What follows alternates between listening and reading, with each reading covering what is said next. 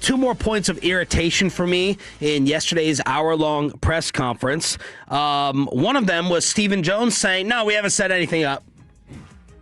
Now, that was the one that got the sad emoji from you on Twitter. Yeah. Like, all right, you got ahead of the game. You fired Eberflus. Who are the appointments? Who have you reached out to? And Steven's like, we're still in the process of evaluating who we want to send those invitations to and notify. So maybe we're looking at the end of the week, which I guess if they schedule for something for tomorrow, then a day in between, I shouldn't get too worked up about. Did he say end of the week, Bobby? Not next week? Jim Harbaugh, by the way, is not going to be, John Harbaugh is not going to be doing any interviews until next week, apparently. Yeah, and also, a lot of the teams I saw this yesterday were not. He said, I think we'll probably get to a point this week where we're sending those request forms in. So this happened yesterday, people talking about teams that are currently in the playoffs. They said, basically saying, we're doing this year we're not going to go reach out to teams that are currently in the playoffs about their coaches yet. We're going to wait till next week. Okay. Which I wonder why the change, because I thought they used to be able to interview this week teams that were in the wild card round. Or teams that were, and the rules have changed, it feels like 4 times in the last 5 or 6 years, but it's just the bye week people, I think it's that it just used to be, you obviously used to have 2 buys. I think part of it was you used to just have multiple coaches. I would have just liked to have heard, we got interviews scheduled the end of this week. That it's already happening. So that irritated me. And then this one really ticked me off. It was really Jerry Jones' mood and tone throughout the whole thing. I was hoping for humble Jerry, like we got in the last month or two of the season here on the radio and with the media. Like, he realized it was an all-time bad defense. It was embarrassing and a failure of a season with his defensive personnel and his defensive coordinator. Not that Brian Schottenheimer did not have a say in it. And then yesterday I felt like salesman Jerry returned and know-it-all Jerry returned, as if he has actually done something of impressive significance over the past 30 years. And just sitting up there, it's like someone standing up at the head of your company and you're like, I know you're like the number 8 salesperson in the building. Why are you lecturing us? Why are you sitting up here telling me how to do it? I know your track record. I know what you don't do well. And then Jerry was talking about picking the next defensive coordinator with that tone, in my opinion. We really all are aware, everybody in here aware that we want to, and if we could have played some better defense this year, we might still be playing. We all are aware of that. But I want you to know this is not even close to being on par if we were sitting here looking at having made a head coach change. This isn't even in the same stratosphere as far as the challenge. We're going to find a good coach. And I'm not trying to diminish it at all. I just want to get it in perspective here. It should be numbers of people that can be good coordinators for us. Now, if we were sitting here talking about like we were last year and about making a change there and what have you, that rascal right there and that decision and where you go there, that's a horse of a different color. But you can't be in this business in the NFL and not be planning on either with failure or success changing defense and offense coordinators. You can't be. It's part of it. You absolutely are diminishing it. And number two, that's the tone I got that drove me crazy that I went off about at 6 o'clock. There's plenty of people out there. You should be able to find one. You didn't! You literally, seconds ago, just failed in it. The very same category. You effed up miserably to an all-time embarrassing degree. And you're pretending like, no, it's just, it was simple. It's not like finding shoddy. This is much easier than that. You just failed at it. And now you're sitting here downplaying it. I can't stand that type of arrogance and confidence based off nothing, based off 30 years ago. So that little type of thing drove me nuts. You shouldn't be surprised. No. You can't be surprised. No. I was hoping for just a little bit more of a humbled tone yesterday throughout. No such thing. I was actually surprised that this press conference didn't make me want to jump out of a moving car. Like, that was my big surprise on this. Well, that's because you didn't hear the whole thing after KNC cut it off. KNC cut it off. Yeah. You didn't realize you had the Odyssey app. I know. I was on the Odyssey app. Yeah. Listening. Yeah. And, and I was in the shower at the time when it got cut off. Oh. Yeah, I listened to that. Any parts of it get you going? No, it got me, a little. One part got me riled up. Or shrinkage? Now, when Shotty said it was an exciting day. Yeah, it's exciting. I was pumped yesterday, man. I was really excited to be listening to a press conference about, not being in the postseason and, trying to find a defensive coordinator. I thought that was really exciting. Getting to watch 12 other teams this weekend play football. Opportunity there. Which have a quarterback half as good as the one that we have compete for a championship. I thought that was exciting. That's exciting. Exciting time. It's just like, I'm used to him saying things like that. Yep. So I just kind of... You're dead. You're numb to it. Yeah, it's just a little like, I expect him to say that. So I don't even know at this point, how much... he can say that. There are times where it's I don't even know how much you mean it. You may just be kind of saying because you this is the status quo. I'll play devil's advocate, though. And I'll try to explain... Are you going to wear your press pass while you do it? I'll explain what he said. I'll try to explain what he said in a way that sounds more palatable to you, potentially. Okay. Let's just see here.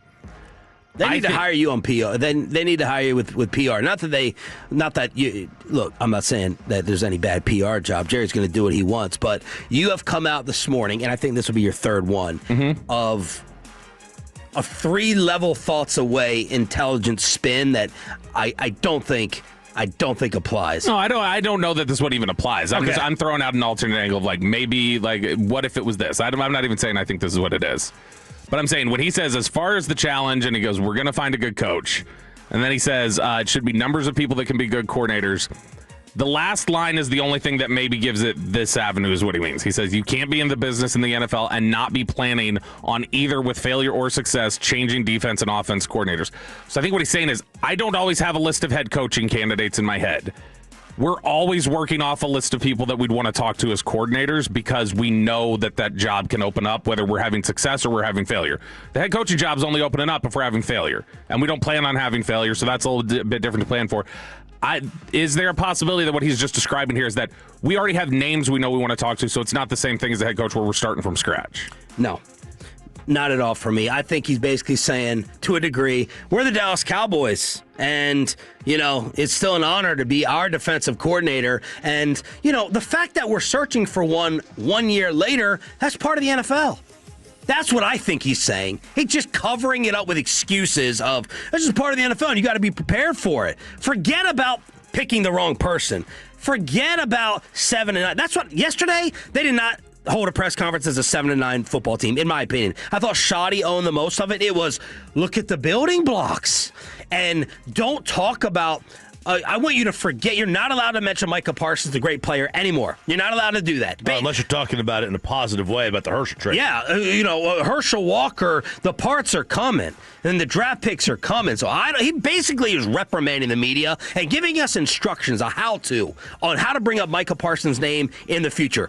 I resent that. He basically trying to say, guys, look at all that's to come. Don't forget about this and what just happened. It's this usual sales pitch. And, hey, it's just part of life. You got to be willing to roll with the punches. You have a miserable failure of a defensive coordinator who I was responsible for. But guess what? I have my little paper over here that we're not going to get to till the end of the week. I really wish they would stop talking about the past.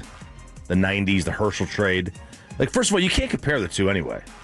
Even the insinuation that the Micah trade is anywhere remotely close to the Herschel trade. Herschel, you got 3 1s, 3 2s, a third to sixth. Here you got now 1 left, and Kenny Clark, who might not be here. It's his attempt at reaching to a great degree of one of, a highlight of his. That's what it is. It's an attempt to tell a cool story where it made him look good, even though he still ended up fighting with Jimmy over the credit. Yeah, not just a highlight of his, but a highlight of his that was trashed when it was initially made. Oh, this is such an awful trade. And it's so let things play out for me. And if you're going to tell the story, if you're going to tell the story, then make sure the financial part of it is correct and accurate, where you told everyone, if we re-sign Pickens, that's only because Micah was dealt. It's not possible to re-sign Pickens if Micah's still here. And all the Twitter capologists went online and said, that's just not true. That is just not true. He can, look, here's the thing. He will, let's say, with that Packers pick, they select some all-pro corner or something, and Quinnen Williams is here and becomes like a Hall of Fame defensive tackle that ends up in the ends up as a Cowboy Hall of Famer. You know, you get because of the way they've moved stuff around or whatever. It's like you basically end up with like big-time Hall of Fame level players. Then in 15 years, people can go back and go, it worked out for them in the end. It was that ended up working out. Who could have ever seen it coming? But where you're sitting right now, you can't talk about it like that. To me, because it's not a reality. I judge it immediately just off the straight numbers. Yeah. Well, I think what Jerry does is he sits down and he goes, all right, let's look at the Micah return, and then let's take that as far as it could go in terms of possible numbers. So our 2 firsts could turn into 4 players. We could trade back twice. And then he's talked about the $40 million being 4 starters. And then George Pickens and Quinnen Williams, you throw them into it, Kenny Clark, and now we're getting like 6 or 7 players. Like, it's just a stretch. It's a desperate and tactical stretch of the imagination. I'm gonna look later today. I need to go back and see what was their cap situation like when he got traded. Like, I need to see who was on the roster, and then I'm just gonna take the Green Bay deal and I'm gonna put it on their books, and I'm gonna see like, financially, what would that have done to them? Like, where would they have been? Like, if that exact contract is on their books and it plays out this way, like, what does that look like? Because I don't think you can say that when you're talking about re-signing somebody, I don't think you can say it's going to be 4 players you retain. It might be 1 or 2, probably 2. It's probably 2 players that you can retain. But it's a stretch to say that it somehow turned into like 5 people that you wouldn't have had otherwise. Stephen Jones on I appreciated Stephen giving this answer right here. Someone suggested, how would we come away feeling about one of these if it was just Stephen and Shoddy talking? Now, we wouldn't have topics as much and headlines and craziness and sound bites. Done in 20 minutes. But what type of feel would you have about them if it was just Shoddy and Stephen? This is Stephen on what they need.